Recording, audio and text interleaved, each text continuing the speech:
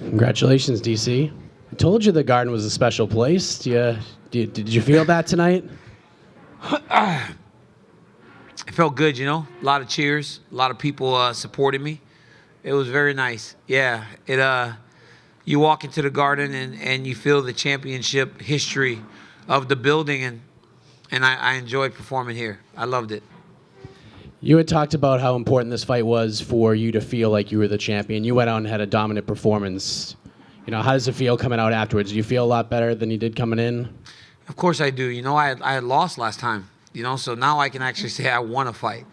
You know, I won my last fight, which obviously feels better. And then to experience that again, you know, Dana putting the belt on you and, you know, going out there and just having a performance that you dream of.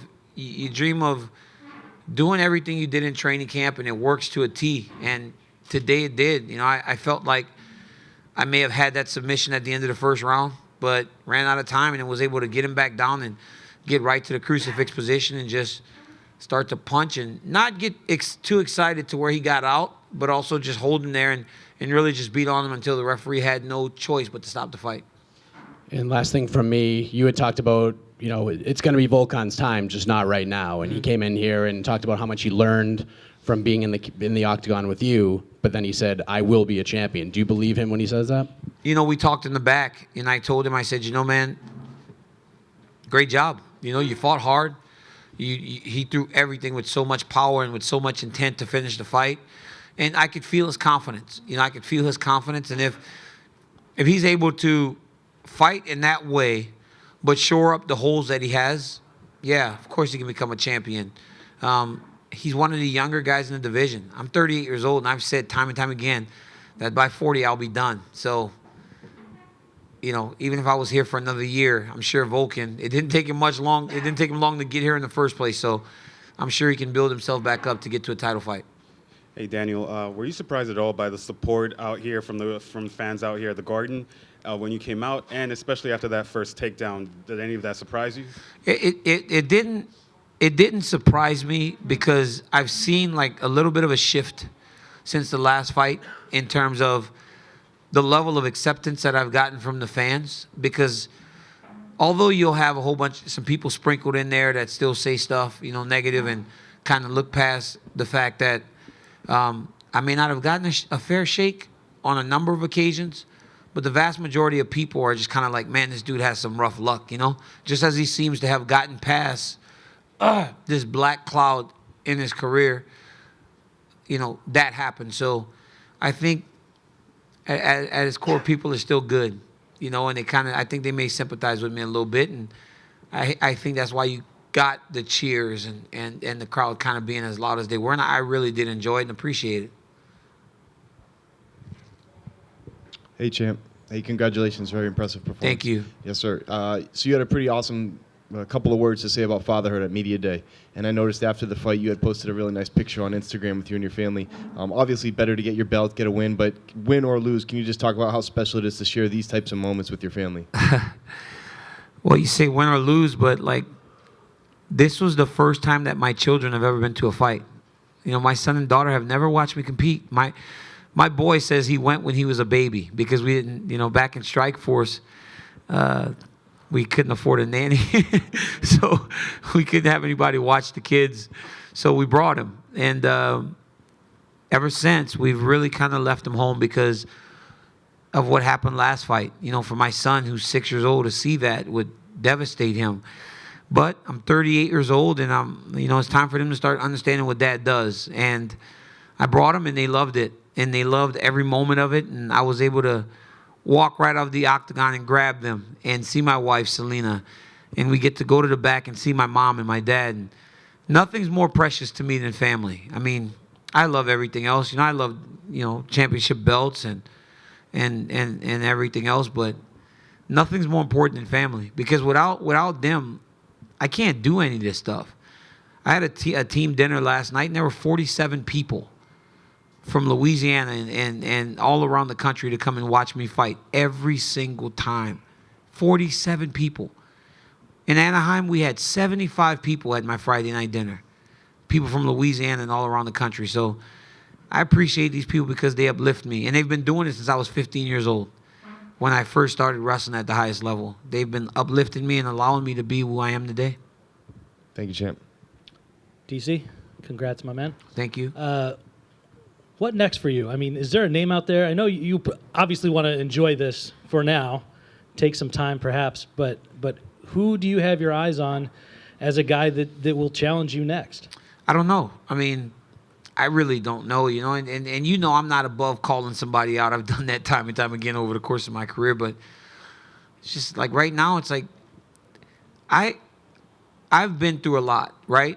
And after getting beat in that last fight and finish for the first time, I've learned to just kind of take it all as it is, like one at a time, let myself just enjoy the work, because every time I fought, every time I won, it was always get back home and just go like, let me get to the next guy.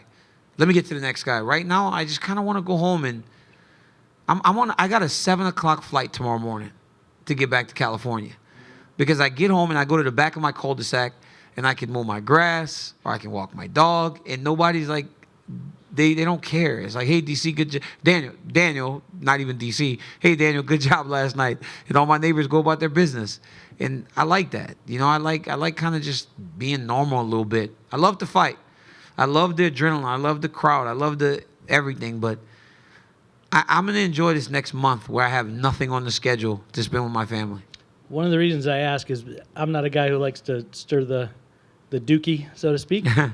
But your boss, Dana, apparently said on FS1 on the post-fight show that a fight that he would like to see is you against Stipe Miocic. Yeah. Is that anywhere within the realm of possibility for you? Because I know we asked you earlier this week about would you ever go back up to heavyweight? People have talked about that for a really long time, you know, and I mean, I did fight 13 fights at heavyweight, you know, so, and I hate cutting weight, as you guys all know. I mean, I'm the only guy that gets a rousing ovation every time he steps on the scale and makes weight. Like, guys, he's supposed to make weight. What are you cheering for? But I haven't really thought about it. You know, especially it's hard for me now because Kane's in the gym more. Kane's in the gym now getting back prepared to do what he does best. So I draw so much from him, right? Kane had a baby about a month ago, and he's here with me right now. I didn't even know. I didn't bother to ask him if he was coming to the fight because I didn't know if it was possible because of the new baby. But Wednesday afternoon, Kane comes in my room with his bags, and he's there for my weight cut. Dude's never saunaed in his life. He was shriveling up like a grape. He looked like one of the California raisins by the time we were done with that sauna. But he's there, and I draw inspiration from him. And if he's getting prepared to get that belt back, then that I have nothing for that division. Gotcha. I appreciate It'll never change. DC, how you doing? Hey, congrats. You were talking about with Stipe and that kind of talk, and you and Stipe both won. You know, the fans come here and they want to see the knockout. And you guys won your fights on the ground with your wrestling experience. And what do you, when you can do that to your opponent, do you think that just sucks the energy out of your opponent? It does. It's discouraging, right? It's very discouraging to have a guy able to hold you down and do whatever, we did to those guys. At the end of the second and third round, Stipe was literally just holding Francis's head down. People don't understand how exhausting it is to try to build your body back up when a 245-pound man is just pressing your head down. The ability to impose yourself on someone is the greatest aspect of wrestling that a lot of people don't understand that's never done it. So, I could have stood there with Volkan and fought him. I heard him a couple times in the stand-up. But the path to victory should always be chased in the easiest way. And the easiest way for me, especially after the first round, because when I took him down at the end of the first round and was able to get that choke so easy, I was like, oh, man, this is a huge, huge difference in terms of our grappling skill. So I said, let's put him back there. One more thing about Stipe, just being the first heavyweight to win 3 straight title defenses, and, just your thoughts about that. It's very impressive. I said this in the build-up. I go, Francis is a great guy and a great, fantastic fighter, but what's getting lost in this whole deal was that you're talking about a guy in Stipe Miocic that's going to break a record and become the greatest heavyweight champion of all time. And it's very impressive because you got guys like Randy Couture and Cain Velasquez and Fabricio Verdum and Junior Dos Santos that couldn't get 3 done.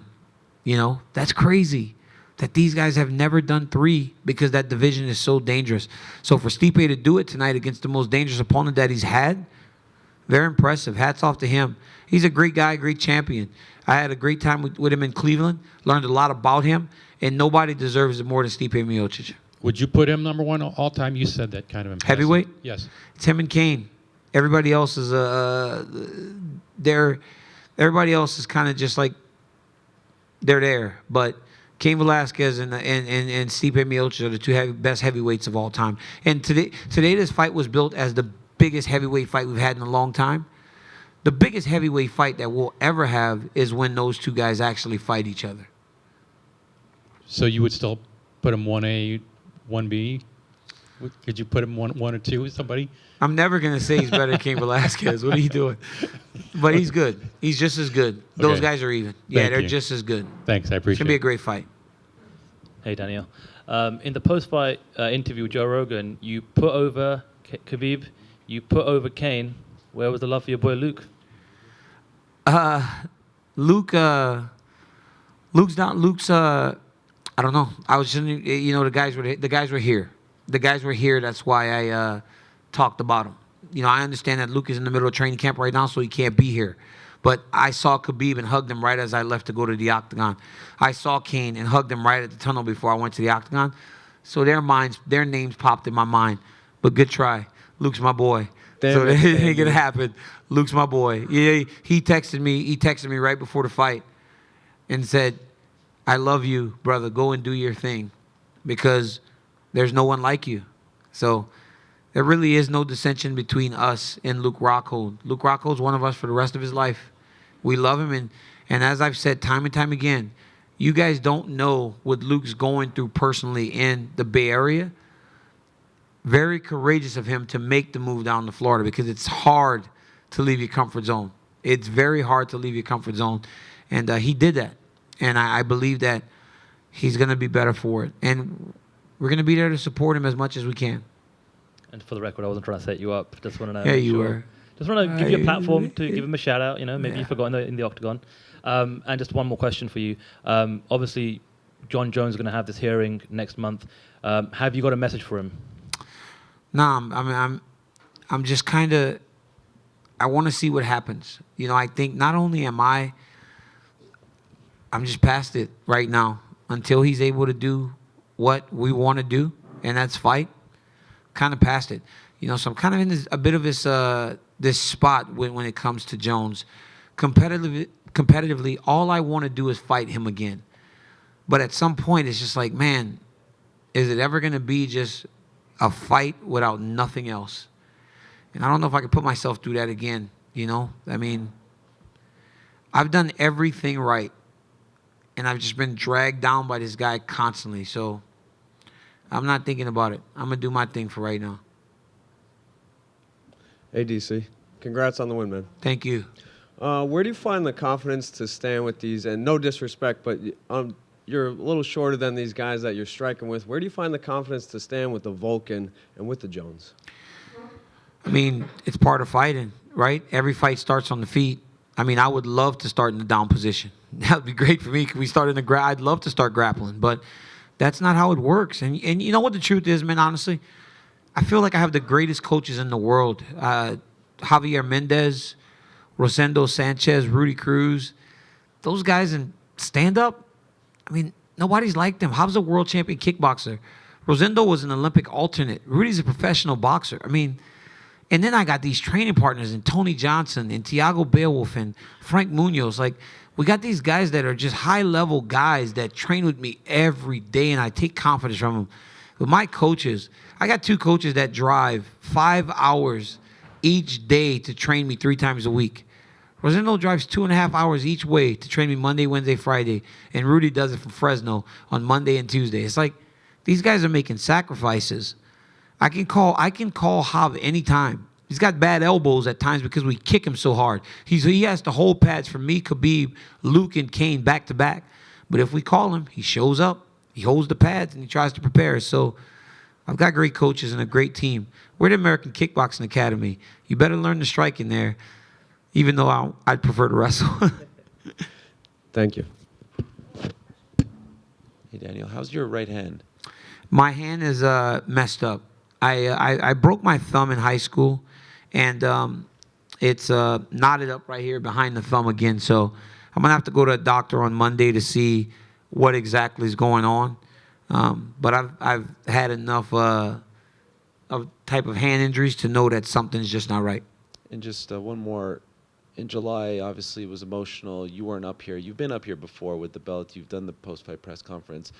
Do you appreciate this a little more after what happened a couple of months ago?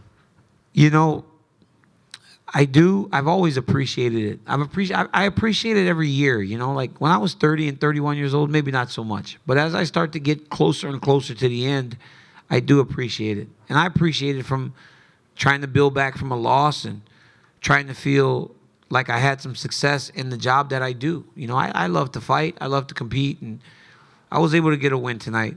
You know, that last time I was in the hospital, right? When the press conference was going on, I was at the hospital. So if not for anything else, to be able to look at my mom and not see tears in her eyes, and look at my wife and not see a look of confusion, or wake up on Sunday morning and hear my son, who came to the fight for the first time. You know, the whole Jones thing, it sucked. I lost the fight and I got beat. I got my ass kicked. And I cried in the octagon. I cried before I went to bed. But you know what I cried the most was when Sunday morning I'm laying on the couch and my kids are in bed with their mom, and my boy rolls over and he taps his mom, because every time he'd never go to the fights, he wanted to know if his dad won. And you know what I heard at 7:30 in the morning in Anaheim? He tapped his mom and he goes, "Mom, did Dad win?" And she said, "No, Pop, he didn't win this time." And I was laying there. I could hear him. So I got my back to him and I'm crying. And not long after, I feel like my boy behind me hugging me, you know. That was the hurtful thing. So for him to get to experience the other side of it is big for me. And my daughter and my family. It's all family to me. So I appreciate this, but I appreciate them being able to smile tonight instead of shedding tears. Thank you, guys. I appreciate it.